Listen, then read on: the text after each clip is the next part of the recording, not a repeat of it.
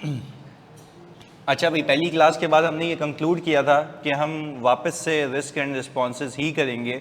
और क्योंकि पहली क्लास में आप लोगों का प्रदर्शन थोड़ा सा अच्छा रहा था, किसी किसी ने सही भी लिखा था, किसी ने बहुत गलत लिखा था, और कुछ की तो मतलब कुछ पैथेटिक ड्राफ्टिंग थी, तो उसको इम्प्रूव करने के लिए आज मैंने एक और लेवल अप सवाल बनाया है। तो देखते हैं कि वो कितने लोगों से हो सकता है। आप सबके पास वो ग्रुप पे आ चुका है?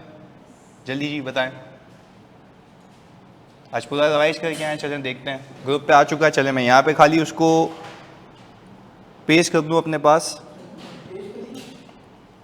पेज पे बोल देते हैं उसको, बस इन अ वाइल आप वहाँ से देखना शुरू करें।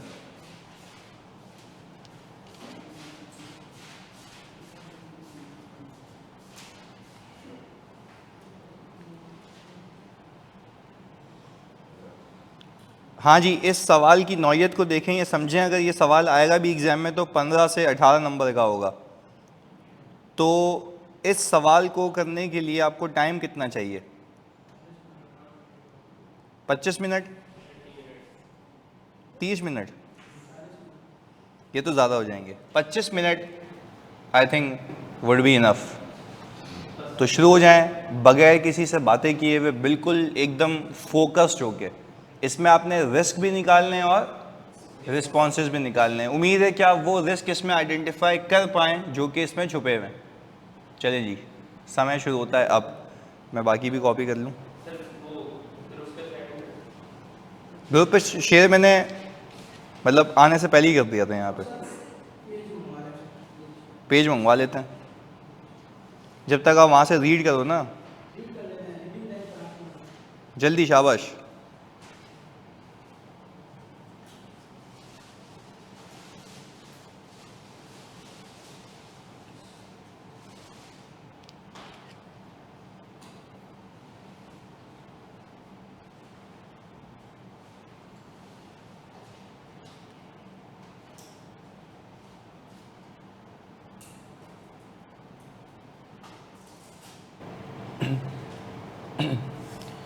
और जिन जिन बच्चों का चेक होने का रह गया था ना, मुझे बार बार भेजते रहें ताकि मैं उसको रीचेक करता रहूँ, क्योंकि अभी भी एक बच्चे ने चेक कराया, उसमें भी मतलब मिस्टेक्स थी। तो अगर यही चीज़ें आप एग्ज़ाम में जाके करोगे ना, फंस जाओगे। नहीं तो मैं भी करूँगा ना। देखो ये भी तो प्रैक्टिकलिटी देखो कि अगर मतलब मेरे पास 1100 बच्चा है तो भेजते रहो, मतलब हो जाता है चेक। बहुत सारों का होता भी है, मैंने भी अभी एक बच्चे का चेक किया ना। एक तो होता है ना अपना सेंस चलाना कि यार अगर सर ने ये बोला है तो मेरी मेरी बातें इससे मैच कर रही है नहीं कर रही हैं, वो भी तो मैच करो ना। यानी लेट से तुम कितने बच्चों ने लास्ट टाइम ये लिखा था कि पीपी सिग्निफिकेंटली इंक्रीज हो गया तो रिस्क है। भाई पीपी का इंक्रीज होना इज नॉट अ रिस्क, कोई और फैक्टर होता है तो वो रिस्क होता है। यानी लेट से कि पीपी पे कोई टैगिंग नहीं हुई हुई तो उसके एग्जिस्टेंस का रिस्क है, वहां से रिस्क निकलता है। इसमें सेल्स की ओवर स्टेटमेंट का रिस्क है क्या? कैसे? देखें, टेक्नोलॉजिकल एडवांसमेंट अगर हो गई है तो सेल्स की ओवर स्टेटमेंट कैसे? वो तो कह ही रहा है कि सेल्स डिक्लाइन हो रही है। नहीं देखें, मैं क्या कह रहा हूँ, मैं कह रहा हूँ कि सेल्स तो वैसे ही डिक्लाइनिंग ट्रेंड पे है ना, तो सेल्स तो गिर ही रही है। पता है सेल्स की ओवर स्टेटमेंट का रिस्क कब होता है? जब आप कहें कि कंपटीशन आ गया, लोग आ गए, कस्टमर चला गया, फिर भी बढ़ रही हो, वो तो अलग है। नहीं, कस्टमर तो गया है, सही है, पर इसमें आपको कंपैरेटिव नहीं दिया हुआ ना जिससे आप पता लगा सके कि क्या मेरी सेल्स ओवर स्टेटेड तो नहीं है। तो यहाँ पे आप सेल्स की ओवर स्टेटमेंट का रिस्क नहीं लिख सकते, सही है ना। तो अब देखो, जैसे फॉर एग्जांपल अब्राहम ने लिखा यहाँ पे कि सर डिक्लाइन तो हो रही है लेकिन वो कंपनी की अच्छी पोजीशन तो दिखाएगा ना। अगेन वो कंपनी की अच्छी पोजीशन दिखाएगा, हम ये एब्रप्टली नहीं कह सकते। वो जब हालात वाकयात सवाल में होते हैं तो कहते हैं। यानी फॉर एग्जांपल मैं आपको कहता हूँ मार्केट में कंपटीशन आ गया, मेजर कस्टमर चला गया और फिर भी आपकी सेल 30% से इंक्रीज हो रही होती, तो क्या ओवर स्टेटमेंट ऑफ सेल्स का रिस्क होता? होता।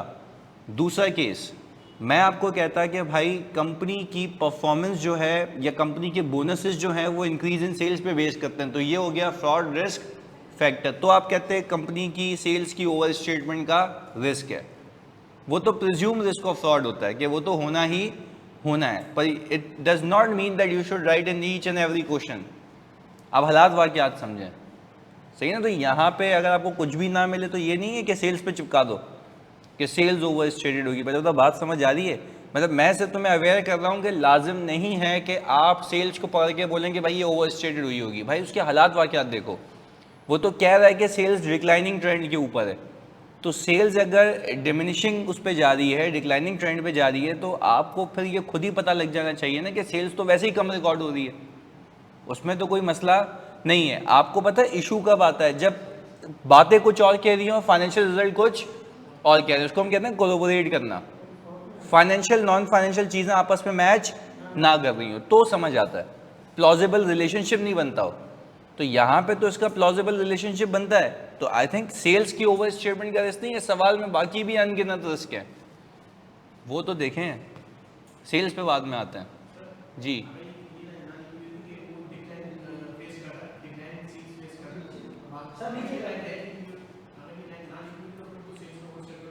नहीं, अगेन उसके लिए तुम्हें कंपैरेटिव डेटा देगा वो। देखो बात समझो, देखो अगर वो डिक्लाइनिंग ट्रेंड नहीं भी कहता ना तो तुम्हें सेल्स के रिस्क के लिए वो कंपैरेटिव इंफॉर्मेशन लाजमी देता, क्योंकि देखो वो ये तो नहीं कहेगा ना कि बच्चा नजूमी है कि उसको पता होगा कि सेल्स ऊपर जा रही है या नीचे आ रही है। तुम्हें कंपैरेटिव मिलेगा। जो मैंने लास्ट क्लास में सवाल बना के दिया था तुम लोगों को, क्या उसमें कंपैरेटिव था? बिल्कुल था। तो वहाँ से तुम्हें समझ भी आ रहा था कि सेल्स जो है एबनॉर्मली इंक्रीज हो रही थी, उसमें रिलेटेड पार्टी की इन्वॉल्वमेंट भी थी। तो वहाँ से वो आकर निकल के समझ आता है, सही है। तो टेक्नोलॉजिकल एडवांसमेंट का होना और अडॉप्शन ना होना इज एन इंडिकेशन ऑफ एक रिस्क, जो कि मैं कह नहीं रहा, सही है। ये भाईजान तू वहाँ से देखना मोबाइल से, प्लीज़ उठा लेना जानू प्लीज़।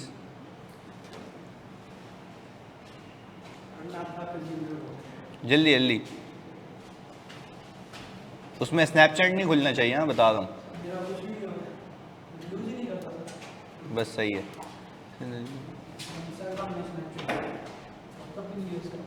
अभी क्लास के बाद चेक करता हूँ।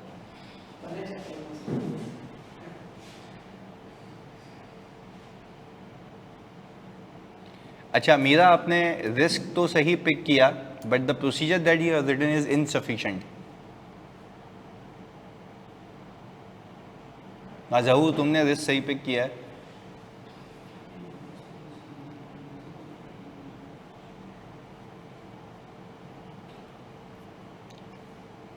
Very good Ishna for the first risk.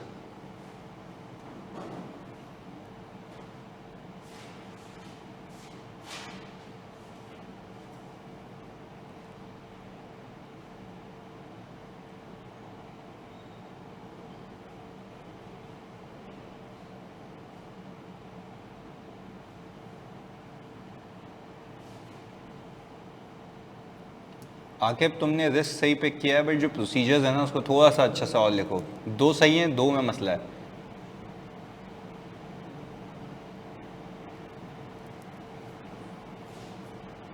हाँ बिल्कुल, वो तो फिर वैल्यूएशन में आ जाएगा ना।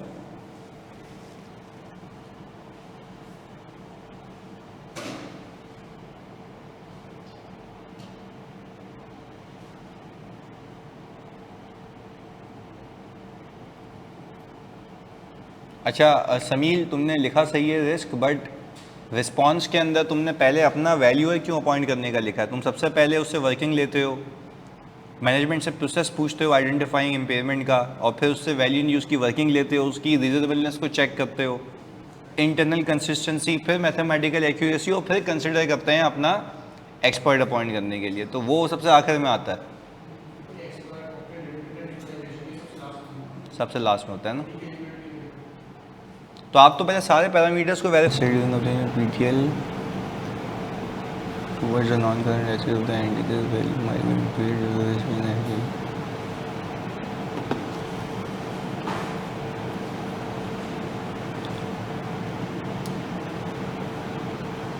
प्रोसीजर में मसला है सवेरा, रिस्क आपने सही लिखे हैं, प्रोसीजर में इशू है। अच्छा, साला revaluation has been carried out for valuation of assets, so there is a risk that valuer are independent and not because it might result in incorrect valuation.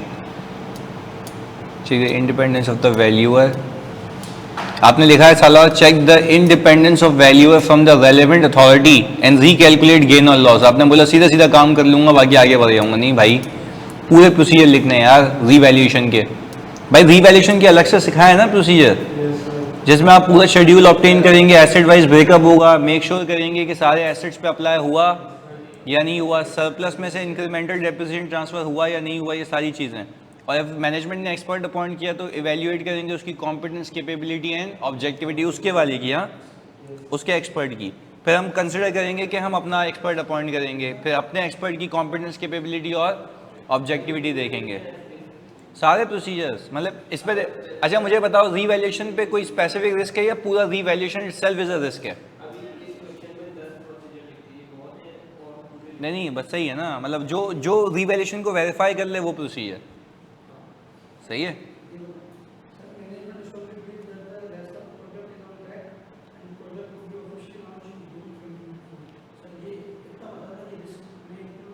नहीं ये मैं क्यों बताऊं। अच्छा जी, यावर risk of classification and presentation. Since PTA is moving a newly constructed building and is renting out surplus floor, there is a risk that management might not have classified the surplus floor. I think management has not itself classified surplus flows as investment property, क्योंकि investment property आपको balance sheet में कहीं दिख नहीं रही। सही है, तो ये बात ख्याल रखिएगा। आपने बिल्कुल मतलब यावर रिस्क सही पिक किया है।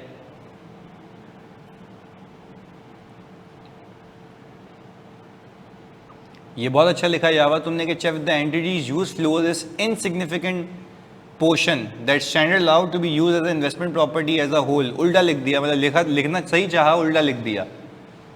देखो अगर मैं कह रहा हूँ कि आप कहते हो ना, पहले बात समझना, इन्वेस्टमेंट प्रॉपर्टी का चैप्टर रिकॉल करो।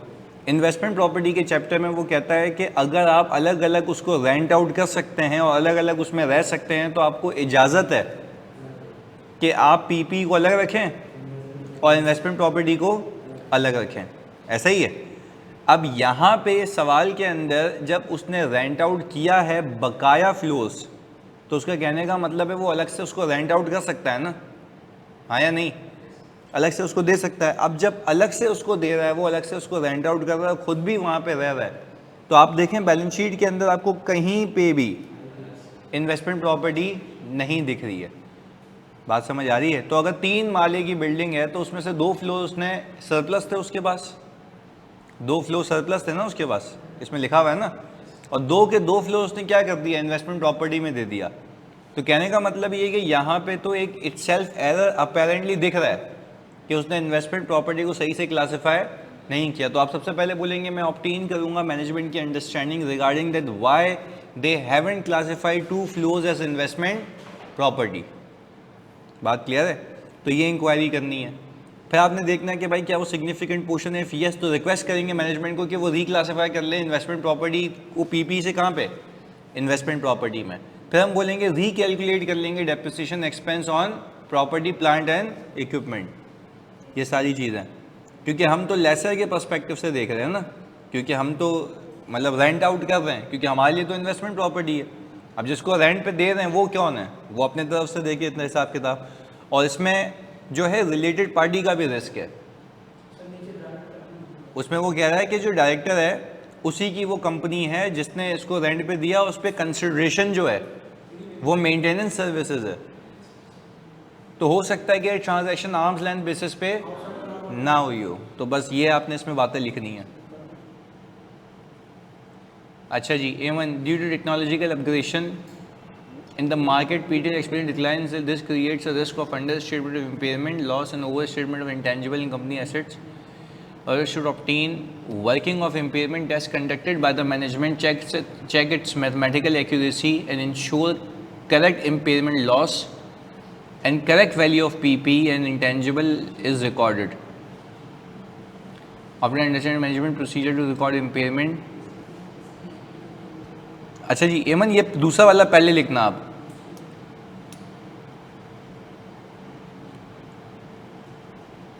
अच्छा the competency by reviewing publish books of return, सही है।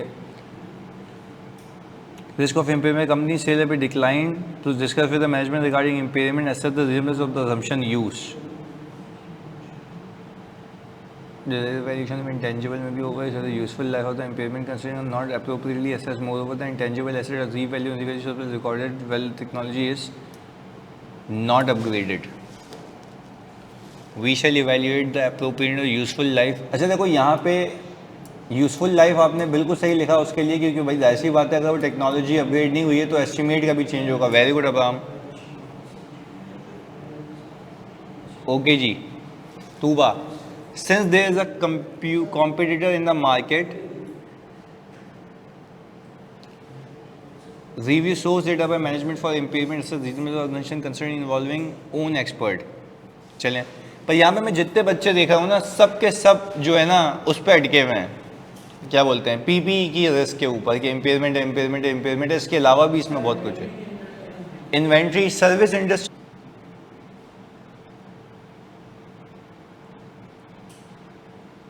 अच्छा सारा आपने लिखा है there is a risk of improper classification research and development as 10 million capital even though it is a marketing expense. यहाँ पे आपने गलत लिख दिया. किसने कह दिया ये मार्केटिंग एक्सपेंस है? गलत. मैं कह रहा हूँ तो मार्केटिंग एक्सपेंस क्यों लिखा?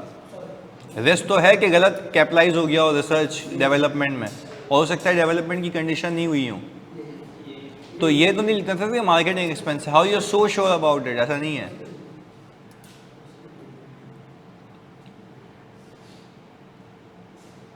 Very good Yawar. अच्छा जी, अब हमने कहा Shejil current project recorded development cost of ₹200 million. Development expense might be capitalized without the condition being fulfilled. Very good, Shazil. Niaz Khan, loss of a major customer, the company incurred loss during the year exceed liability. अच्छा किसी ने going concern का risk पकड़ा? देखो इसमें जो है ना गोइंग कंसर्न का रिस्क है. हाँ जी. अच्छा पर गोइंग जल्दी बताओ सारे. गोइंग कंसर्न का रिस्क इसमें है, बट वो जो गोइंग कंसर्न का रिस्क है वो एक फैक्टर की वजह से नहीं है. वर्ल्ड तो आपने सब लिखना है. There is a going concern issue. सही है. या risk of going concern due to the following factors. Due to the following factor लिखने का तरीका ये होगा. करंट रेशियो इज दिस, या current liabilities exceed current assets, ये वाली बात लिखनी है. लॉसेस लिखने हैं, रिजर्व्स नेगेटिव हैं आपके. ये सारी चीज़ें, और मेजर कस्टमर जा चुका है, ये सारी चीज़ें इस बात का अंदेशा है कि आपकी कंपनी में रिस्क ऑफ गोइंग कंसर्न है. रिस्क है, ये बात कंफर्म नहीं है. फिर इसके लिए आपने प्रोसीजर लिखने होंगे, वो भी स्पेसिफिक.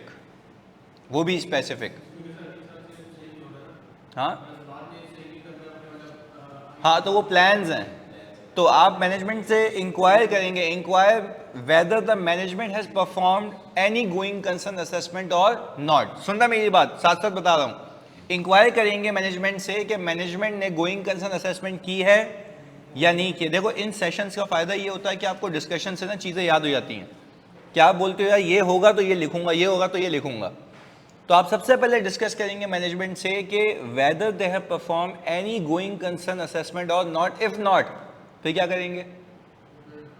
रिक्वेस्ट करेंगे मैनेजमेंट को कि गोइंग कंसर्न की असेसमेंट आप परफॉर्म करें, क्योंकि मैंने आपको सिखाया था वहाँ पे गोइंग कंसर्न में कि वो बेहतर पोजीशन में होती है ये बताने के लिए कि हमारे पास प्लान्स क्या हैं. If there is another customer on board और जिससे मेरी बात चल रही है, तो आप बोलेंगे प्लीज़ हमें उससे कॉरेस्पॉन्डेंस दिखा दें, प्लीज़ हमें उससे कॉरेस्पॉन्डेंस दिखा दें, क्योंकि यहाँ पे बचने का तरीका एक ही है कि आप नए कस्टमर देख लें, अदरवाइज तो आपके किसी काम का नहीं है. फिर आप देखेंगे सब्सिक्वेंट कोई सेल्स हुई है या नहीं हुई है. ये लिख सकते हो ना कि सब्सिक्वेंट सेल का मतलब क्या, ईयर एंड के बाद देखो कोई माल बिकना शुरू हुआ, माल तो नहीं, क्या सर्विसेज देना शुरू हुए या नहीं हुए. ऐसा है. और एक बच्चा होगा बेवकूफ़ी करेगा, वो क्या करेगा, बोलेगा मैनेजमेंट के कैश फ्लो ले लेंगे. अबे भाई कैश फ्लो क्यों ले लेंगे? हर जगह वो जेनरिक प्रोसीजर है. आखिर में लिखो we will obtain management plans या फ्यूचर प्रोजेक्शंस. फिर उसकी रीजनेबलनेस को असेस करेंगे कैसे, सब्सिक्वेंट सेल्स देख के. देख सकते हैं ना कि भाई मैनेजमेंट ने प्रोजेक्शन बनाई है कि हमें ये पैसे मिलेंगे, तो भाई मैं कैसे यकीन कर लूँ, मैं कैसे मान लूँ कि पैसे मिलेंगे? तो मैं ऐसे मानूंगा कि मैं उसकी रीजनेबलनेस को असेस करूंगा, क्या क्या चेक करके, सब्सिक्वेंट सेल्स को चेक करके. हाँ, पर ये पूरी सीक्वेंस है ना।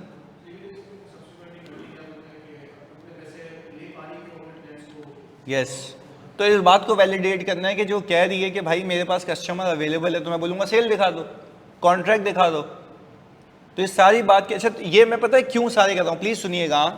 ये मैं सारे कारनामे इसलिए करता हूँ ताकि मैं ये कंक्लूड कर पाऊँ कि एक तो गोइंग कंसर्न अजम्पशन वैलिड है, फिर दूसरा पड़ाव शुरू होता है, सुनना मैं तुम्हें रिवाइज करा रहा हूँ साथ साथ। फिर दूसरा स्टेजिंग शुरू होती है जिसमें हम कहते हैं कि चलो गोइंग कंसर्न अजम्पशन वैलिड है, पर क्या कोई मटीरियल अनसर्टेनिटी है? दो अलग बातें हैं। गोइंग कंसर्न है, मानता हूँ चलेगी कंपनी, पर शक व शुबा भी तो हो सकता है कि कस्टमर उतने ना आए और कंपनी बंद हो जाए। तो फिर अनसर्टेनिटी का पैराग्राफ आता है, याद है? तो उस पर भी मुझे काम करना होता है कि there is a risk of material uncertainty relating to going concern. तो ये सारी कहानी है, मैं बता रहा हूं ना, ये सवाल ऐसे ही तो नहीं बना, इसमें सारे मसले हैं, सारे पंगे हैं इसके अंदर, कि आप देखो और आपको समझ आएगा कि ये इश्यूज हो सकते हैं।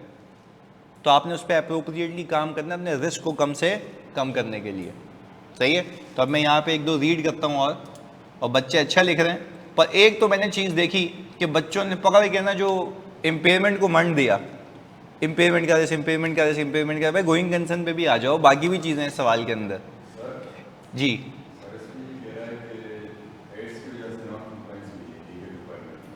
सही है।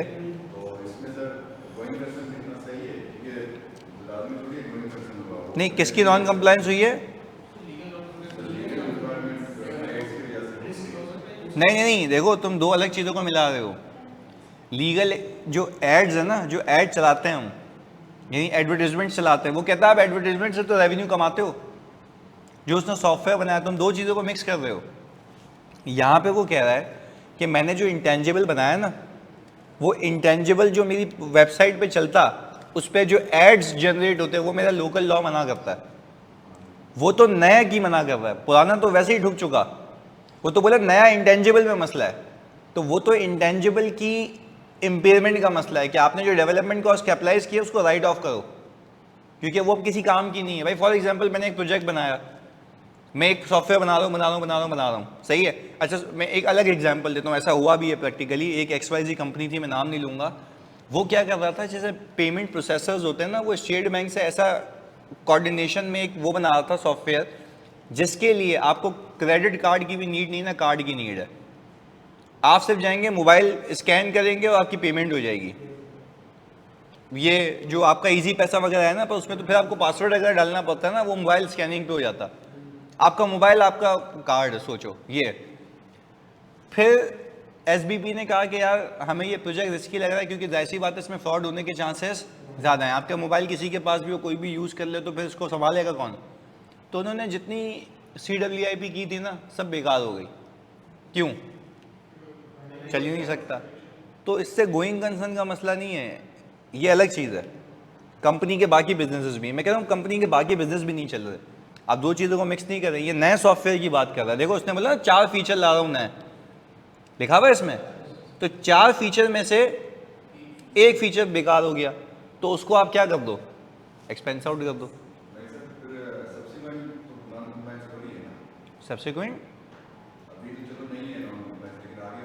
नहीं है ना, सब्सिक्वेंट नॉन कंप्लायंस नहीं हो रही मेरी जान, सब्सिक्वेंट नॉन कंप्लायंस नहीं हो रही। वो ये कह रहा है कि भाई के लॉ मना करता है, तो इसलिए अब आपको वो डिसकंटिन्यू करना पड़ेगा, तो आप उसको हटा दो ना।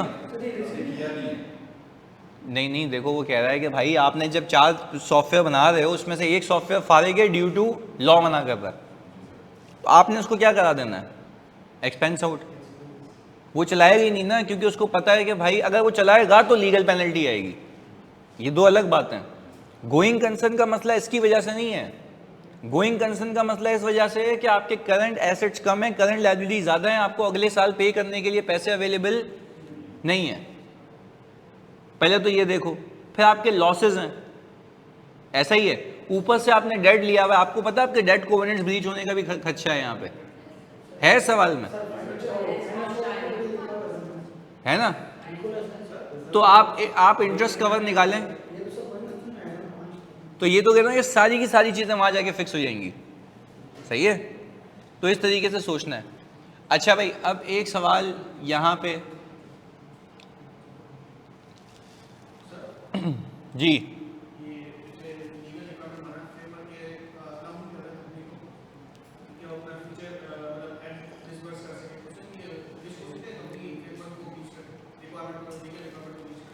नहीं, अभी फिलहाल नहीं है, क्योंकि अभी नहीं है तो आगे जाके करेगा ना। देखो एक बात बताओ, आप कह रहे हो आज लॉ ने मना कर दिया, अब कंपनी आगे जाके ब्रीच करेगी तो वो तो आगे की बात है ना।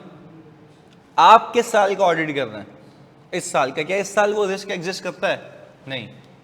वो रिस्क पता है तब कब एग्जिस्ट करेगा, जब आपने वो इंटेंजिबल बना रहे हो और फिर भी चला रहे हो, वहां पे रिस्क ऑफ नॉन कंप्लायंस है। अभी तो आपने बनाया है ना, वो मना कर रहा है और वो तो अभी भी इन प्रोसेस है, तो अभी भी इन प्रोसेस है, तो हाउ यू कैन से कि रिस्क है? वो बना ही नहीं है। बन जाएगा, ऐड चल जाएंगे तो तुम्हारी बल्ली है, तो मसला होता ना। फिर आप बोलते हैं risk of non compliance of law, तो फिर वही पेनल्टी प्रोविजन, वो सारी कहानी वहां निकल जाती। सही, अब रीड कर लेते हैं। हानिया लिखती हैं, PDL involved in developing a new advertising technology product which includes the advertisement as well, i.e. 10 million. It seems that the entity might capitalize advertisement cost of 10 million. नहीं, ये गलत लिखा है, this is not advertisement cost. इस बात को समझें, वो एडवर्टेक जो कंपनी है वो कैपिटलाइज कर रही है, वो कह ये रही है कि उसके अंदर एक जो सॉफ्टवेयर था जो एडवर्टीजमेंट से आपको रेवेन्यू जनरेट करके देता है, वो आपका लोकल लॉ मना करता है वो सेल्फ इंटेंजिबल, वो एडवर्टीजमेंट कॉस्ट नहीं है। आनी ये बात समझ आ रही है? लिखा सही है, उसका आपने अल्फाज चेंज कर दिए। वो एडवर्टीजमेंट कॉस्ट नहीं है, वो एडवर्टीजमेंट के लिए एक इंटेंजिबल था कि इंटेंजिबल बनाया है जिस पे अगर मैं काम करूंगा तो उस पर एडवर्टीजमेंट्स दे सकता हूं। क्लियर है? हाँ, दैट इज एन इंटेंजिबल। इस पे गोइंग कंसर्न गलत इसलिए होता ना क्योंकि गोइंग कंसर्न इसकी वजह से नहीं है ना मेरी जान। अरे किसकी वजह से अनसर्टेनिटी है? मेरा सवाल ये है कि कंपनी का बिजनेस कैस एड्स पे डिपेंड करता है। फिर अब ये पूरे सॉफ्टवेयर में 10 मिलियन है, पूरे सॉफ्टवेयर में 10 मिलियन है, सही है। इसको पकड़ के हम ये नहीं कह सकते कि गोइंग कंसर्न का मसला है। गोइंग कंसर्न का मसला इससे कहीं बड़ा है, तो इसके अलावा ये हो ही नहीं सकता ना मेरी जान। ये अलग है, ये बोल रहा हूँ पूरे इंटेंजिबल में एक हिस्सा है जो कि तुम्हें मना कर रहा है रेगुलेटर के भाईजान ये तुम चला ही नहीं सकते, इसको हटाओ। सही है भाई, सुन लो एक मिनट जानी, अगर होता भी नहीं ना, देखो मटेरियल होता तो कैसे होता, सवाल तुम्हारा क्या है? गोइंग कंसर्न का मसला है या इसके कैपिटलाइजेशन का मसला है? मैं फिर मेरी जान ये कह रहा हूं, गोइंग कंसर्न का मसला एक सॉफ्टवेयर की वजह से कैसे हो सकता है? भाई एक सुनो यार जानी, बातें नहीं इधर। भाई इस सॉफ्टवेयर की वजह से क्या गोइंग कंसर्न का मसला हो सकता है? बनाया गया भाई, मैं कह रहा हूं गोइंग कंसर्न का मसला मेरे भाई तब होगा इस सॉफ्टवेयर की वजह से जब एक सॉफ्टवेयर हो, इस पे पूरा इदारा चल रहा हो। एक सॉफ्टवेयर, यानी मैं तुम्हें बताऊं उसकी एग्जांपल बना लेते हैं ना। मैं सेल्सॉफ्ट टेक्नोलॉजीज का एक असाइनमेंट कर रहा था, सही ना। उनका फाइनेंशियल मॉडल बना के दिया था मैंने। उनके पास एक सॉफ्टवेयर था जिस सॉफ्टवेयर के जरिए सॉफ्टवेयर बनते थे, जिस सॉफ्टवेयर पे जैसे SQL है, सही है ना, उसके ऊपर सॉफ्टवेयर बना लो आप। तो मैं कह रहा हूं अगर आपके पास SQL का लाइसेंस ही नहीं है या आपको SQL मिल ही नहीं रहा तो आगे बिजनेस कंटिन्यू कर पाओगे? नहीं। मैं कह रहा हूं एक सॉफ्टवेयर है जिसपे पूरा बिजनेस डिपेंडेंट है, वही फारिग हो गया तो क्या करोगे? गोइंग कंसर्न के मसले। भाई मैं कह रहा हूं पूरी कंपनी में इतने सॉफ्टवेयर हैं और एक सॉफ्टवेयर चला भी जाए तो आपकी कंपनी की जात पे कोई इफेक्ट नहीं पड़ेगा। वो तो आप अभी एक नया सॉफ्टवेयर लाना चाह रहे हो टेक्नोलॉजिकल एडवांसमेंट के लिए। गोइंग कंसर्न का मसला इसकी वजह से नहीं है। गोइंग कंसर्न का मसला ऐसे है कि आपका मेजर कस्टमर चला गया। बात समझ आ रही है? आपके डेट कोवेनेंट से आपके पास उसको पे करने के लिए पैसे नहीं है। ये बात इस बात की भी गवाही दे रहे हैं कि आपकी करंट लायबिलिटीज ज्यादा हैं आपके करंट एसेट से। ये गोइंग कंसर्न के मसले हैं। अगर मेरे बाकी सॉफ्टवेयर, देखो पहले बिजनेस तो समझो ना इसका है क्या। वो कहता यह है कि वो डिजिटल इंफॉर्मेशन और वर्चुअल ऑब्जेक्ट्स को देता है ताकि लोग वहां पे आके सेल कर पाए। अब एक एग्जांपल लेता हूं, यूट्यूब की एग्जांपल ले लो। यूट्यूब की एग्जांपल लो, यूट्यूब कैसे कमाता है? एड से कमाता है। तो लोग क्या करते हैं, अपने प्रोडक्ट की आके वहां पे क्या करते हैं? एडवर्टीजमेंट करते हैं। बात समझ आ रही है? अपने प्रोडक्ट की क्या करते हैं? एडवर्टीजमेंट करते हैं। तो जब एडवर्टीजमेंट करते हैं तो मुझे एक बात बताओ, यूट्यूब का फ्री में करने देता है? पैसे लेता है। तो वो एडवर्टीजमेंट से जो यूट्यूब पैसे लेता है वो यूट्यूब का रेवेन्यू है। बात समझ रहे हो? और जो लोग एडवर्टीजमेंट करवा रहे हैं जो लोग एडवर्टीजमेंट करवा रहे हैं उनकी क्या है, वो कॉस्ट है, इसका बिजनेस वो है। मैंने वहीं से इंस्पिरेशन लेके ये सवाल बनाया है। अब हुआ क्या इस कंपनी के साथ, इस कंपनी के साथ ये हुआ कि वो जो टेक्नोलॉजिकल चीज़ें लेके बैठा हुआ है वो ऐसा है, फॉर एग्जांपल ये तो यूट्यूब है ना, तुम बहुत हाईटेक चलेगा, वो तो लीडर की बात कर ली मैंने। अब तुम कभी किसी कंपनी की वेबसाइट पे जाते हो ना, या लेट्स से जियो स्पोर्ट्स है ना, 10 स्पोर्ट्स है, 10 स्पोर्ट्स भी मेरा क्लाइंट है, सुनना। 10 स्पोर्ट्स क्या करता है, वो कैसे कमाता है पैसे, एडवर्टीजमेंट से कमाता है। एग्जाम्पल देता हूँ तुम्हें, तुम खाली इस बात को समझो, मतलब ये तुम्हें सीखने की चीज़ है तुम्हारे लिए। मैं जब करने गया ना ऑडिट, तो मैंने बोला यार इनका तो मॉडल क्या है। हम नेटवर्क भी मेरा क्लाइंट है, प्लीज़ सुनिएगा, आगे सुनो। हम नेटवर्क गया, मैंने बोला यार आप लोग तो ड्रामों से कमाते होगे। उसने बोला पता ड्रामा तो हमारी कॉस्ट है। यानी फॉर एग्जांपल अगर एक ड्रामा बना, सही ना, हम नेटवर्क का कोई भी ड्रामा उठाओ जो कि मशहूर हो, कोई भी ड्रामा उठा लो, हाँ यही सुनना चाह रहा था, भंगी ड्रामे देखता, पढ़ाई नहीं करता, ऐद वफा हो गया, सारी चीज़ें ना। क्या सुनना, अब वहाँ पे बड़े मशहूर परिजाद हो गया, ये भी देखती हैं, इधर सुनिएगा प्लीज़। तो अब ये जो भी ड्रामे है, सही है ना, परिजात वगैरह जो भी हम नेटवर्क ने प्रोड्यूस किए, सुनना, नहीं मैं तो ऑडिटर के उस पर था ना, आगे सुनो। तो आगे सुनना, अब जब मैं वहाँ पे गया ना, तो मुझे पता लगा कि यार, मैंने कहा जो आपके एक्टर्स की सैलरी होती है वो क्या है, वो बोलते हैं हमारी कॉस्ट है, हमारी क्या है, कॉस्ट है। मैंने कहा वहाँ पे जो प्रोडक्शन होती है, मैंने कहा प्रोडक्शन का मतलब क्या, प्रोडक्शन का मतलब ये होता है लाइटें, सेट पूरा बनता है ना, हाँ या नहीं। हर ड्रामे के लिए नया सेट बनेगा, ऐसा लगता है कि महल में शूटिंग हो रही है, जबकि वो एक दरबे में हो रही होती है, एक कमरे में हो रही होती है, ग्रीन पर्दा होता है जैसे ये पीछे लगा हुआ है मेरे। आगे सुनना, अब समझने की बात ये है कि ये तो कॉस्ट होती है। मैंने कहा इसको करते क्या है, उसने बोला हम इसको पाइलअप करते हैं, वो हमारी हो जाती है कॉन्ट्रैक्ट कॉस्ट। क्या हो जाती है, कॉन्ट्रैक्ट कॉस्ट। मैंने कहा भाई इसको प्लीज सुनना, मैंने कहा इसको आप वन टाइम एक्सपेंस आउट क्यों नहीं करते, मैं आपको अकाउंटिंग भी सिखाता हूँ साथ में। मैंने कहा इसको वन टाइम एक्सपेंस आउट क्यों नहीं करते, उसने बोला भाई वन टाइम एक्सपेंस आउट नहीं करते इसलिए क्योंकि रीजन है, क्योंकि मैं रेवेन्यू भी तो वन टाइम नहीं करूंगा ना। मैंने कहा रेवेन्यू कैसे कमाते हो फिर, उसने बोला जब मैं इसको ऑन एयर करूंगा, या मेरी बात सुनना, ये फोकस आ गया ना, एग्जाम में फंस जाओगे, सिचुएशंस हैं। उसने कहा जब मैं इसको ऑन एयर करूंगा ना, तो इसके एपिसोड्स होंगे लेट से 22। कितने एपिसोड होंगे, 22। फिर वो बोलता है कि भाई हम इसकी टीआरपी देखते हैं। टीआरपी का मतलब ये है कि भाई उसकी कितनी रेटिंग है, कितनी व्यूअरशिप है।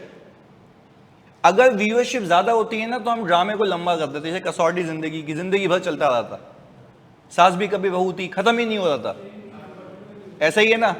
तो ऐसे कुछ ड्रामे थे जो कभी खत्म नहीं होते। अच्छा, वो इसलिए होते हैं क्योंकि उनकी व्यूअरशिप और उनकी टीआरपी आसमानों को छू जाती है। अच्छा, अब प्लीज आगे सुनिएगा फोकस के साथ। मैंने कहा आप कमाते कैसे, मेरा सवाल ये। उसने बोला भाई देखो, जैसे मैंने एक एपिसोड ऑन एयर किया, तो डिवाइडेड बाय कॉन्ट्रैक्ट कॉस्ट को 22 करूंगा, मल्टीप्लाई बाय 1 कर दूंगा। 22 एपिसोड थे ना, तो 22 एपिसोड में से एक एपिसोड चल गया। अच्छा, अब आगे सुनिएगा, फोकस हो गया, मजे की बात ये है। फिर वो कहता है, मैंने कहा रेवेन्यू, भाई रेवेन्यू, मुसीबत ये पूछना है रेवेन्यू क्या है। उसने बोला भाईजान फिर आती है मेरे पास एडवर्टाइजमेंट एजेंसीज, एडवर्टाइजमेंट एजेंसीज, सही है, एडवर्टाइजमेंट एजेंसीज आती हैं, वो कहती हैं कि भाईजान हमने ये एड्स बनाए हुए हैं, आपके ड्रामे के बीच में 10 सेकंड चाहिए। यानी अगर आपका 1 घंटे का ड्रामा चलेगा तो उसमें आप कितने ब्रेक्स लेंगे। तो हम कहते हैं इतने ब्रेक होंगे, तो उसके लिए फड्डे होते हैं कि भाई 10 सेकंड मेरा, 5 सेकंड उसका। मैंने कहा एक सेकंड के मैं इतने डॉलर चार्ज करूंगा, एक सेकंड के इतने डॉलर चार्ज करूंगा। ये क्या हो गया, हम नेटवर्क का रेवेन्यू। ये क्या हो गया भाईजान, रेवेन्यू। अब ये सोचो कि ये जो पूरा सिस्टम है, ये जो पूरा सिस्टम है, इस पूरे सिस्टम में जो ऑन एयर करने में जो उनका रेवेन्यू आता है एडवर्टाइजमेंट से, आप समझो वो फ्लॉप हो जाए, या उसमें टेक्नोलॉजिकल एडवांसमेंट नहीं हो, या वो हैंग होने लग जाए, या वो सही तरीके से विजुअल्स ना दे, ये टाइम पे ना चले, तो क्या कस्टमर इस वाले, सुनना मेरी बात, इस वाले चैनल को छोड़ के दूसरी की तरफ स्विच हो जाएगा? बिल्कुल होगा। ये कहानी है यहाँ पे। बिजनेस मॉडल तो समझें कि बिजनेस मॉडल क्या है। वो बोले टेक्नोलॉजिकल एडवांसमेंट नहीं थी, इस वजह से जो कॉन्ट्रैक्ट्स लिए गए थे लोगों से, वो कॉन्ट्रैक्ट मिस आउट हो रहे हैं। 10 सेकंड का बोला 5 सेकंड चल रहा है, 5 सेकंड का बोला 2 सेकंड चल रहा है, तो जो बकाया लोग हैं वो लाइन में खड़े हैं। फिर मैंने कहा भाई और कैसे रेवेन्यू कमाते हो, सुनना, जीतो पाकिस्तान देखा है किसी ने? ARY का है ना, ऐसा ही है ना, ARY का। सुनना प्लीज फोकस के साथ। हाँ, अब ये भी एक इंटरेस्टिंग कहानी है। उसमें लिखा था प्रोडक्शन रेवेन्यू। मैंने कहा अभी तो आपने कहा था प्रोडक्शन आपकी कॉस्ट है, और अभी क्या कहा था उसने, प्रोडक्शन आपकी कॉस्ट है। अब आगे सुनो, मैंने कहा भाई अभी फिर क्या रेवेन्यू, क्योंकि understanding of the operations, understanding of the, क्योंकि मुझे ऑपरेशन नहीं समझ आएंगे मैं ऑडिट नहीं कर सकता। मैंने कहा भाईजान आप क्या समझते हैं, वो जो फाद मुस्तफ़ा बोलता है कि भाई ये लोग कृषि का ये बोला जितनी बार नाम लेगा उतनी बार पैसे लेंगे, इस बात को समझें। ये है प्रोडक्शन रेवेन्यू। ये कौन सा रेवेन्यू है, प्रोडक्शन रेवेन्यू। वो बोला फाद मुस्तफ़ा जितनी मर्तबा किसी प्रोडक्ट का नाम लेगा उतनी मर्तबा मैं उस प्रोडक्ट वाले से पैसे लूंगा। ये एग्रीड होता है। This is called how you earn revenue in advertising company या किसी भी प्रोडक्शन हाउसेस में। ये तरीका कार होता है। अब वो कहता है कि भाई फॉर एग्जांपल XYZ की बाइक ले लो, होंडा की बाइक आ गई, तो वो होंडा ने मार्केटिंग के लिए पैसे दिए होते हैं, वो प्रोडक्शन रेवेन्यू कहलाता है। तो कहने का मतलब ये है कि ये स्ट्रीम्स ऑफ रेवेन्यू। अब इसको, अब देखो जब तुमने बिजनेस समझाना तो उसको ऑडिट करने का तरीका है। मैं पता है क्या, मैं क्लाइंट से लाजमी जाके एक चीज मांगूंगा, वो क्या है पता है, मैं क्लाइंट को बोलूंगा आप मुझे बताएं कि कृषि वालों ने कितने पैसे दिए थे नाम लेने के, कितनी मरतबा। तो इसका ऑडिट एविडेंस क्या, मैं शो खोल के बैठे हूँ, देखो शो में कितनी बार नाम लिया है। यही है ना कि भाई क्या वो परफॉर्मेंस ऑब्लिगेशन सेटल हुई या नहीं हुई। पर ये तुम्हें कैसे पता लगा तुम्हें ऑडिट करना है ऐसे, अंडरस्टैंडिंग, समझ के। बात समझ आ रही है। तो मैं एग्जामिनर हूं तो मैं ऐसे ऐसे किससे बनाऊं कि भाई तुम्हें समझ तो आए कि चल क्या रहा, पर अगेन वो तुम्हारा इतना डिटेल में नहीं जाएगा। रीजन बीइंग क्योंकि दैट पर्सन नोज कि you are not in the industry, आप वहां पे बैठे हुए नहीं है। तो पहले तो कहानी समझ आई कि कहने का मतलब ये है कि अगर उसका ये सिस्टम फ्लॉप हुआ या उसमें टेक्नोलॉजिकल ऑब्सोलेंसेस आई तो वो दूसरी तरफ स्विच हो जाएगा। वो यही किया। फिर वो ये कह रहा है कि भाई हमने फिर से एक मेजर लिया, हम वापस से सॉफ्टवेयर डेवलप कर रहे हैं ताकि लोगों को अच्छे से फैसिलिटेट कर सके। उसमें भी एक पंगा आ गया जिसमें से एक सॉफ्टवेयर किसी काम का नहीं है, उसको एक्सपेंस आउट करो, कहानी आगे बढ़ा दो। क्लियरिटी है, सही है जी। गोइंग कंसर्न के मसले, हाँ नहीं, अब 2000 प्लीज सुनिएगा, 2021 में अगर मसले हैं गोइंग कंसर्न के तो 2021 आपने देखा, अब अगले साल जाएंगे फिर देखेंगे फिर वो मसले एग्जिस्ट तो नहीं करते, क्योंकि गोइंग कंसर्न की असेसमेंट एक साल नहीं होती है, हर साल होती है। क्योंकि मैनेजमेंट रिस्पॉन्सिबल टू असेस कि क्या मैं अगले 12 महीने चल पाऊंगी या नहीं चल पाऊंगी। गेम ये है, सही है। तो ऐसा नहीं है कि एक साल माफ हो गया तो आगे जाके भाई फिर आप वापस पूछते तुमने तो प्लान ये दिया था, अब क्या मुसीबत आ गई। मेरे ऐसे कितने क्लाइंट्स थे जिसमें उन्होंने कहा कि भाई हम ये अचीव कर लेंगे और देंगे सब मार्केट में, अगले साल गया खुद ही उड़ गए। तो हमने बोला भाईजान क्या हुआ ये, तो बोला यार वो असेसमेंट चेंज हो गई था। पता है मैं क्या बोलूँगा, बेटा अपने जो तुम्हारे कैश फ्लोज है ना उसमें ये काटो, तुम गलत असेसमेंट करते हो। ये मुझे कैसे पता लगा, हिस्ट्री से, कि वो एक हाइपोथेटिकल अजम्पशन पे चल रहे होते हैं। ऑनलाइन वालों पहले बताओ ये कहानी समझ आई, जल्दी बताओ प्लीज।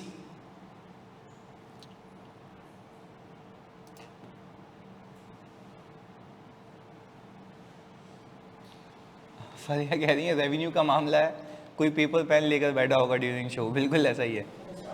अच्छा भाई मुस्तफ़ा कह रहे हैं कि नाम कितनी दफ़ा लिया है ये कैसे वेरीफाई होगा, मैंने अभी तो बताया। नहीं सारे एपिसोड तो नहीं, पर देखो फॉर एग्जांपल आपने कॉन्ट्रैक्ट देखना होता है ना, कॉन्ट्रैक्ट देखना होता है कि भाई फॉर एग्जांपल कृषि ने कहा कि भाई आपने 4-5 बार नाम लेना है, तो जाहिर सी बात है आप सैंपल बेसिस पे एक शो उठा के देख लोगे कितनी बार, और वो 4-5 बार से ज़्यादा ही लेता है, वो मैच भी कर लोगे, तो वो सारी चीज़ें हैं। तो खैर मतलब कहने का तरीका ये वेरिफिकेशन के तरीके हैं। अच्छा समील कह रहे हैं रेड से हाईलाइट करके, एक क्वेश्चन अगर रिस्क वाले सवाल में कोई एरर ही नज़र आ रहा हो तो उसके बारे में कैसे लिखेंगे।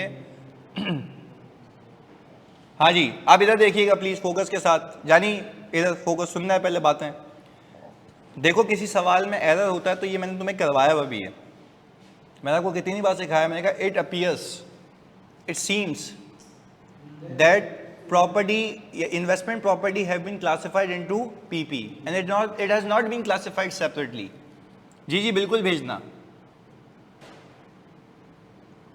हाँ जी क्लियर है।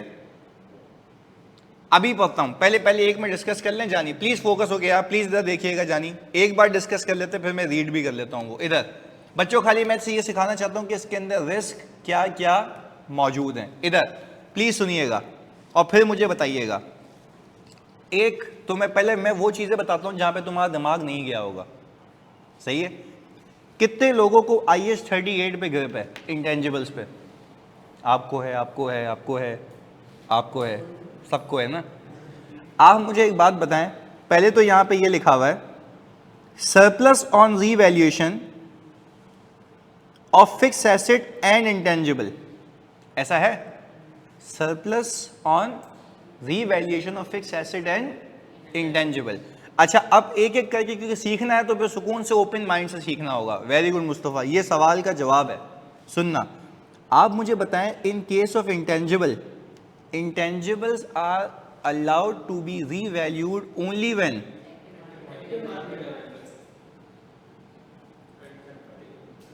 Active market. तो क्या ये रिस्क नहीं लिखा तुम लोगों ने? नहीं लिखा। लीस्ट लाइकली होता है कि एक्टिव मार्केट हो, तो there is a risk that intangibles might have been revalued even though that the active market does not exist. Intangible में तो ये स्पेसिफिक है। वेरी गुड उसामा, इंटेंजिबल में तो ये स्पेसिफिक है, क्योंकि आप खुद देखो यार, आपने कितने इंटेंजिबल्स को मार्केट में बिकता हुआ होगा? नहीं, कभी नहीं देखा होगा, तो तभी तो उसकी वैल्यू रिलायबली मेजर नहीं हो सकती है। Very good Aseeb. तो जिसने मेंशन किया था, वेरी गुड, पर आप लोगों में से आई थिंक कि किसी ने मेंशन नहीं किया था। ऑनलाइन वालों, आप में से कितने लोगों ने मेंशन नहीं किया था? नहीं किया था, पूछ रहा हूं, जल्दी बताएं।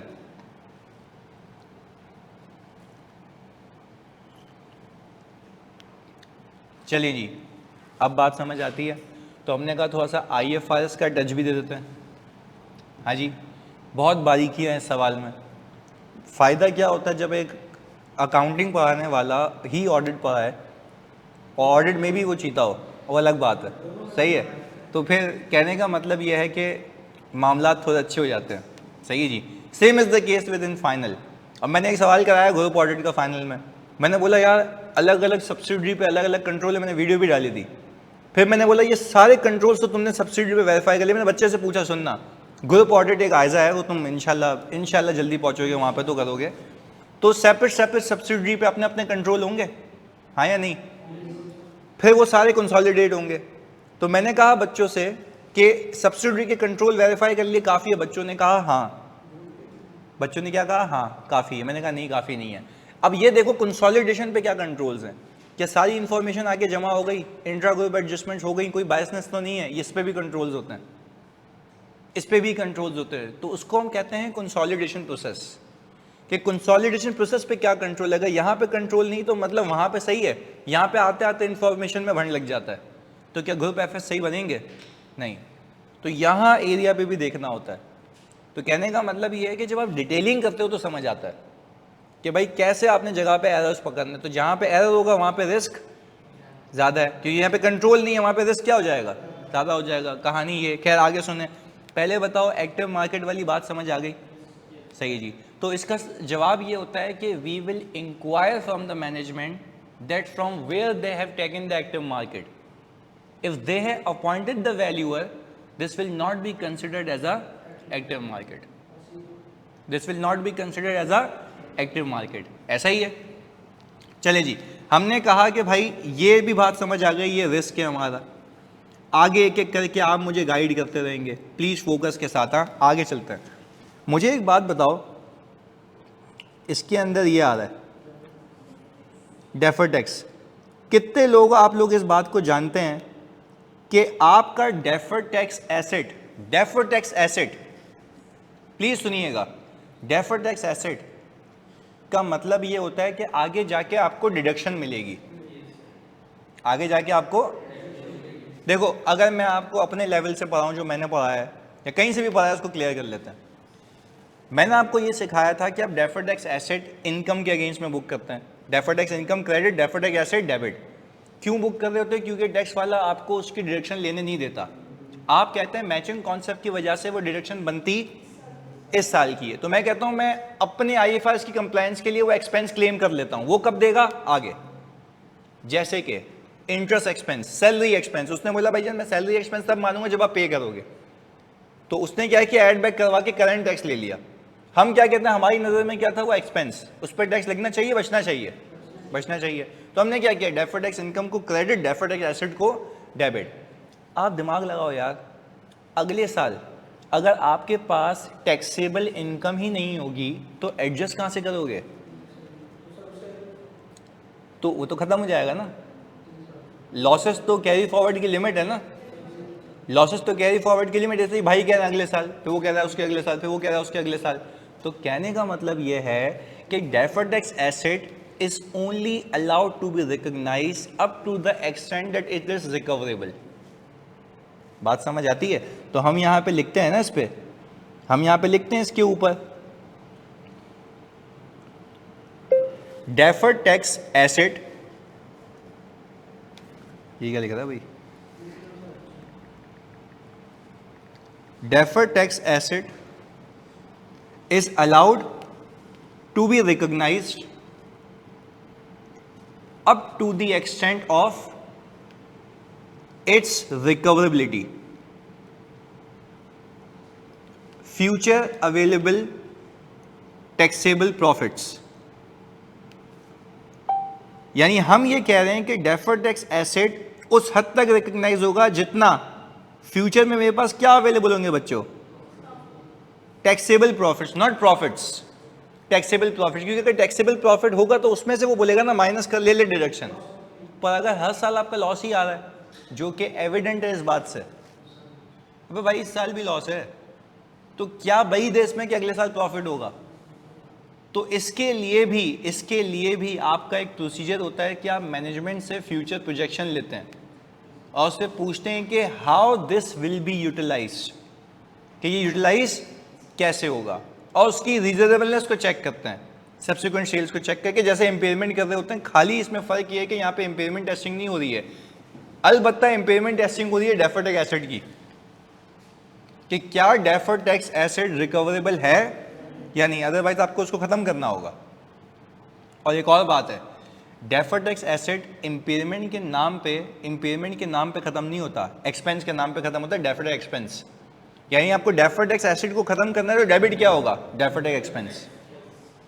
तो वो कह रहा है एक्सपेंस बुक करके खत्म करो कहानी, क्योंकि ये पीएनएल के नीचे का आइटम है, पीएनएल के ऊपर का आइटम नहीं है। देखो कोई भी एसेट इम्पेयर होता है तो उसको हम क्या कहते हैं, इम्पेयरमेंट लॉस। पर अगर डेफर्ड टैक्स एसेट खत्म होगा ना तो उसको इम्पेयरमेंट लॉस नहीं कहेंगे, डेफर्ड टैक्स एक्सपेंस कहेंगे, क्योंकि ये प्रॉफिट बिफोर टैक्स के बाद का आइटम है। ये बात याद रहेगी। अच्छा, बात से बात निकल के समझ आई, एग्जामिनर आपको बोले कि डेफर्ड एसेट की इम्पेयरमेंट बुक की हुई है ऊपर, यहां पे बच्चा बिदक जाएगा, बच्चा बोलेगा सही है ना, इम्पेयरमेंट कर ली ना, नहीं रिकवरेबल था। ओ भाई गलत जगह है, that should be classified as a deferred tax expense. क्या क्लासिफिकेशन इशू है? तो इस बात को कहीं लिख के याद रख लेना, अगर एग्जामिनर का दिमाग घूमे वो ये भी पूछ सकता है, वो बोले बच्चों को क्लासिफिकेशन पता है नहीं पता, बात समझ आ रही है, वो आपको बोले during the year deferred asset की इंपेयरमेंट बुक की हुई ऑपरेटिंग एक्सपेंसेस में आ रही है। ओ भाई ऑपरेटिंग एक्सपेंसेस में आ ही नहीं सकती, ये item create profit before tax के बाद हुआ है, तो रिवर्स भी बाद में ही होगा ना, बिफोर टैक्स के बाद होगा। ये टैक्स के आइटम में होता है ना, या तो डेफर्ड टैक्स इनकम होती है, डेफर्ड टैक्स एक्सपेंस होता है, दोनों चीजें ये हैं। तो ये बात ऑनलाइन मतलब याद रहेगी, जल्दी बताओ। मतलब देखो प्रैक्टिस सेशन में, रिवीजन सेशन में हम वो बातें कर रहे हैं जो आपने यूजुअली कहीं भी क्लासेस में नहीं की होंगी। This is the benefit of this session, कि आप नई नई चीजें सीख लें।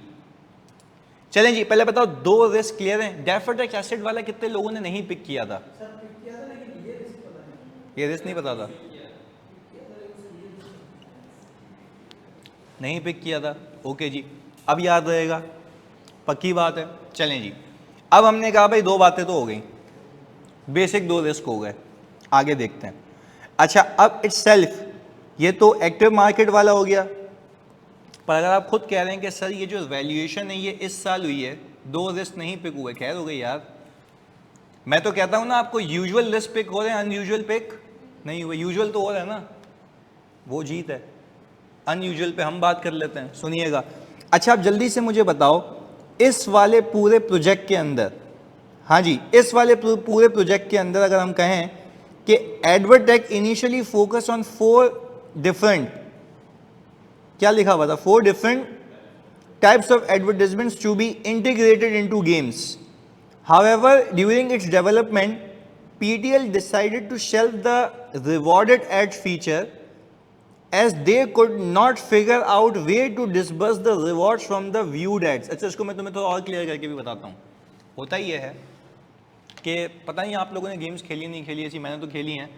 होता ये था, आप कोई भी मोबाइल में ना किसी को गेम को प्रमोट करना होता है, अगर यानी फॉर एग्जांपल जो गेमर्स होते हैं ना, डेवलपर्स होते हैं, तो वो ऐड आती है. अच्छा, वो ऐड देखने के पैसे मिलते हैं. ऐड देखने के क्या मिलते हैं? पैसे मिलते हैं. अब मेरा दोस्त है वहाँ पे बैठा हुआ कतर में, उसको व्हाट्सएप पे कॉल करो ना तो वो बोलता है यार उस्ताद 1 मिनट रुकना, क्योंकि मेरा स्टूडेंट भी है तो मेरा दोस्त भी है, मेरे दिल के बहुत करीब है. तो उसने मतलब उस्ताद 1 मिनट रुकना, मैं ज़रा ना एड्स देख लूँ. मैंने कहा भाई बात करने के लिए क्या ऐड देख रहा है, क्या देख रहा है भाई ऐसा? तो बोल रहा है कि नहीं मुझे VPN कनेक्ट करने के लिए फ्री में एड्स देखूंगा तो फ्री में वो हो जाता है. तो फिर आप व्हाट्सएप कनेक्ट कर सकते हैं. यानी VPN चलाने के लिए भी उसको क्या देखना है? एड्स देखना है.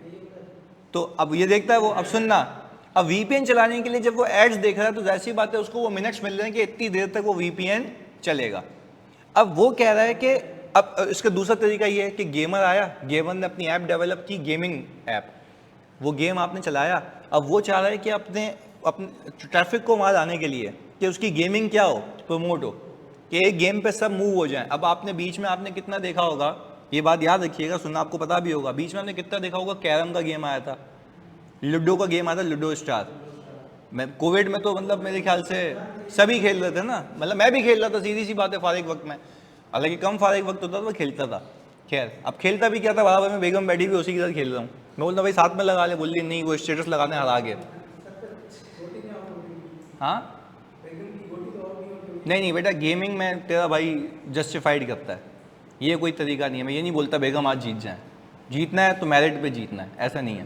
पर बेगम से मेरे को ये शिकवा था कि भाई हम वैसे ही लगा के खेल लेते ना यार, मतलब हमारे घर पे लूडो पड़ा हुआ है, बोलती है नहीं मैं हराऊंगी, स्टेटस लगाऊंगी. वो स्क्रीनशॉट आता था ना उसमें कि भाई स्क्रीनशॉट लेगी, वो बोलेगी भाईजान हरा दिया इसको देखो. तो बहुत जलील भी किया उसने मुझे, जाहिर सी बात है हरा के. जाहिर सी बात है गोल्ड मारा होता तो बोलती थी नहीं आप गोल्ड नहीं मारेंगे, आपको कसम है. तब क्या करे बंदा, आगे नहीं करता था.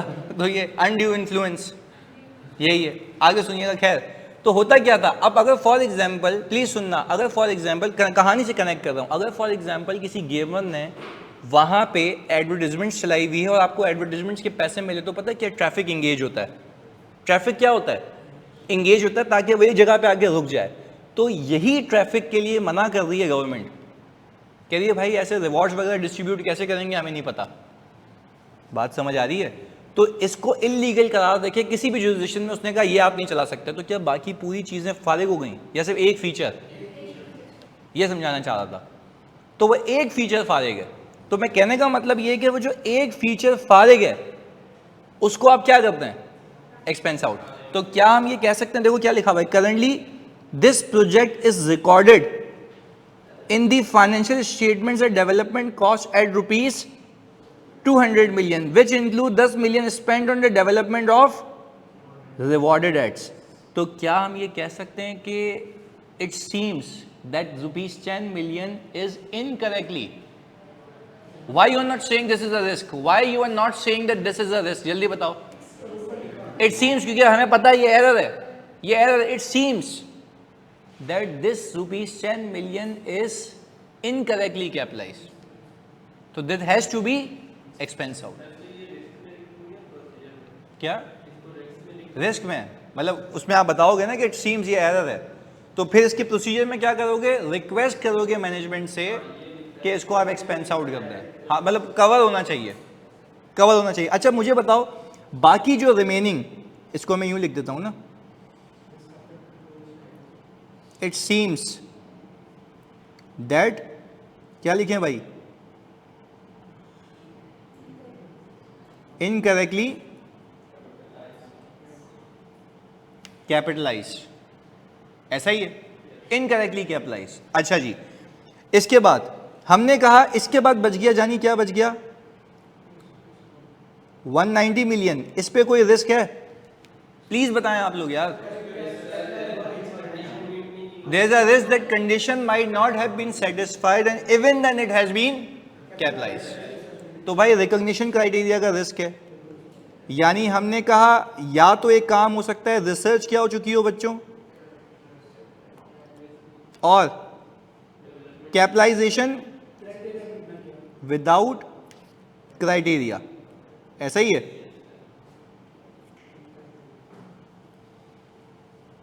बीन मेट,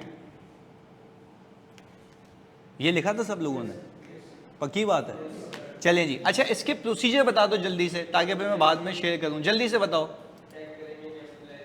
नहीं, सबसे पहले आप उसको बोलोगे कि इन एक्सपेंडिचर्स का ब्रेकअप दे दो, रिपोर्ट ले लेंगे एक्सपेंडिचर की, और फिर उसमें हम देखेंगे, ये बात अच्छे से याद रखिएगा, रिपोर्ट लेंगे एक्सपेंडिचर की, फिर हम देखेंगे उसमें से कौन से रिसर्च नेचर के हैं, कौन से डेवलपमेंट नेचर के हैं। जो रिसर्च के हैं वो हम देखेंगे क्या एक्सपेंस आउट हुए, और जो डेवलपमेंट के we will evaluate that whether conditions have been met और नॉट। ये प्रोसीजर है तुम्हारे, 4-5 ही हैं, पर उसमें से सीक्वेंस ही है। क्लियर है? तो आपने पहले शेड्यूल लेना है एक्सपेंडिचर्स का, उसमें देखना है कौन से रिसर्च नेचर के हैं, उसको क्या कर देना है, एक्सपेंस आउट।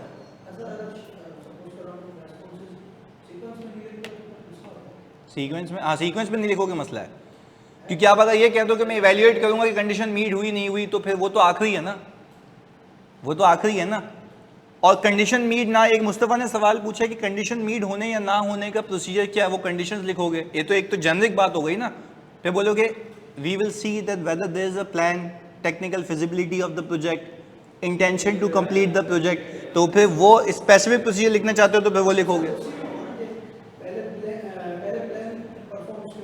नहीं नहीं, देखो जब ये लिखते हैं ना हम कि we will evaluate the conditions have been met और नॉट, एक मिनट पहले सुनो तो सही, वो सवाल क्या है पहले उसको समझो, अपनी चौरंगी के हिसाब से नहीं, पहले सवाल तो समझो क्या है। वो सवाल कह रहा है कि कंडीशंस मीट करने के लिए क्या चेक करेंगे, कि कंडीशंस चेक करनी है मीट हुई या नहीं हुई, तो कंडीशंस को चेक करोगे ना। Evaluate whether there is a technical feasibility of the project और not, intention to complete the project, तो ये सारी चीजें आपने लिखनी पड़ेंगी उसमें, अगर आप चाहते हैं ये चेक करना कि क्या उसकी कंडीशंस मीट हुई या नहीं हुई। अगर इतना लेंदी सवाल है तो आपको इतनी लंबी करने की नीड नहीं है, आप सिर्फ आखिर में ये लिखेंगे इवैल्यूएट वेदर द कंडीशंस और डेवलपमेंट हैव बीन मेट और नॉट। और क्लैरिटी देना चाहते हो तो फिर देखो लिख लोगे हाउ, बस ये हाउ में ये लिखेंगे।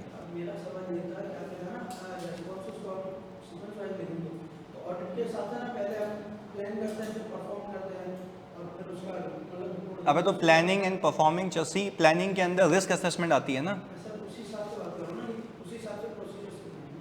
हाँ यही तो, प्रोसीजर भी सीक्वेंस में होंगे, कहने का मतलब ये है, प्रोसीजर भी किस में होंगे, सीक्वेंस में। पहले डेटा लोगे तो असेस करोगे ना, आप पहले ही ये लिख दो कि भाई हम रीजनेबलनेस को चेक करेंगे, अब भाई कैसे चेक करेगा, पहले चीज़ें तो ले ले। अब एक बच्चा लिखता है पीपी के उसमें कि अब देखो जैसे ये कह रहे हैं Haseeb Khalid minutes of the meeting ले लेंगे, मिनट्स ऑफ द मीटिंग तब लेंगे जब वही चेक करना चाहते हो कि क्या मैनेजमेंट की इंटेंशन है या नहीं है। सही है? इन सेशन से डीमोटिवेट करेंगे आप, इस बात पर पूरा उतरे हैं आप, बिल्कुल सही है। देखो मैं डीमोटिवेट नहीं करना, मैं तो रिवाइज करवा रहा हूँ, इतना मुश्किल भी नहीं है, पर यू कैन से इतना आसान भी नहीं है। प्रोसीजर भी तो गेम है। हाँ जी, इस तरह के सवाल करके ना मैं आपको लिटरली बता रहा हूँ, आपका एक कॉन्फिडेंस लेवल तो है कि भाई आपको चीज़ें याद रहेंगी। मुझे पता था जो चीज़ आपने खुद नहीं करनी है वो मैंने करानी है। डेफर टैक्स वाला चलो मैंने सिखा दिया ना, अब तो नहीं भूलते ना। आ सकता है ना भाई, डेफर टैक्स क्या आपके कोर्स का पार्ट नहीं है? फिर क्या ये इंटेंजिबल वाली बात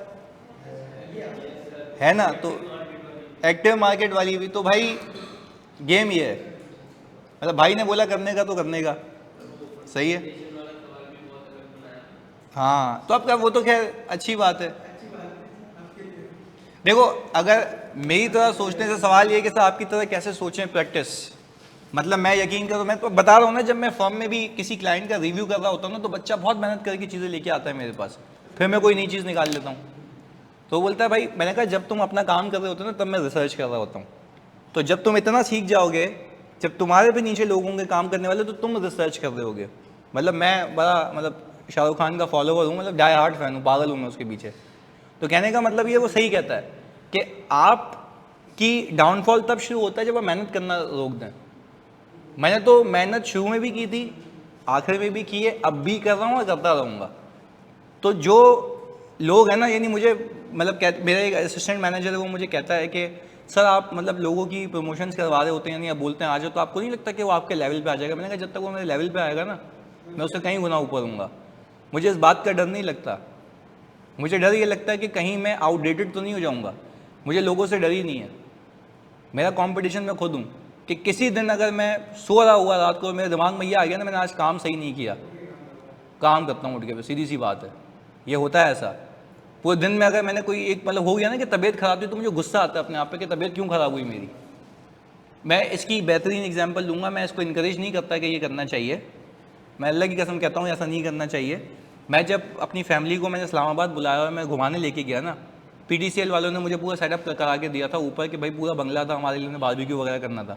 मैं वहाँ पे भी मेरी जिम्मेदारी थी, बोर्ड मीटिंग थी, मुझे पार्टनर के लिए मिनट्स तैयार करने थे, क्योंकि ऐसी बात है मैं बिल्कुल हलवा करके देता हूँ उनको चीज़।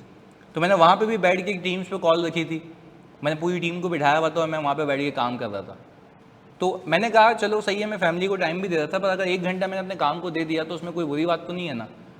वैसे भी बैठा हुआ लेटा हुआ सोता ही रहूँगा ना, TV देख लूँगा, तो उससे अच्छा क्या था काम कर लेता। काम खत्म किया, फ्रेश हुआ, खुश हुआ, मूवी देखी, बच्चे के साथ टाइम स्पेंड किया। विन विन सिचुएशन होनी चाहिए। मैं तो बस अभी मेरे लिए तो दूसरी मोटिवेशन भी आ गई ना, मेरा बेटा।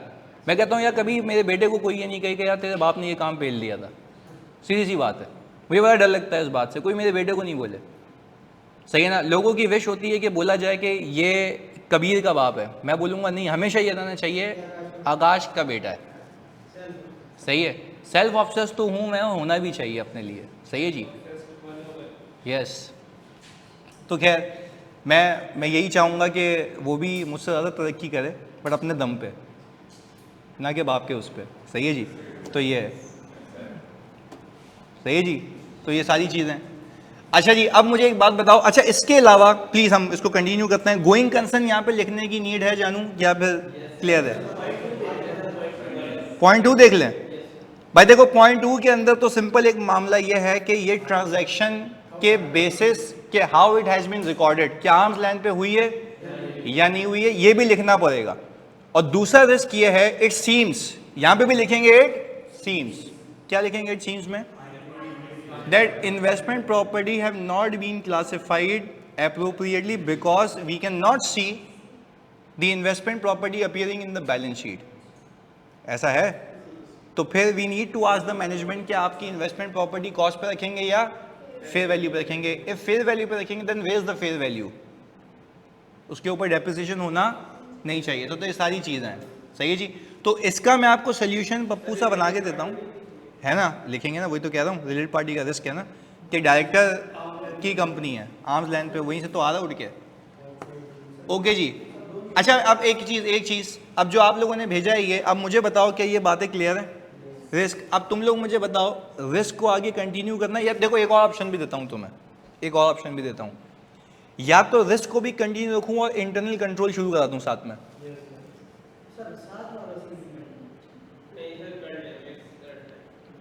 हाँ जी, नहीं सवाल है मेरा, चलो एक और भी कर सकता हूँ।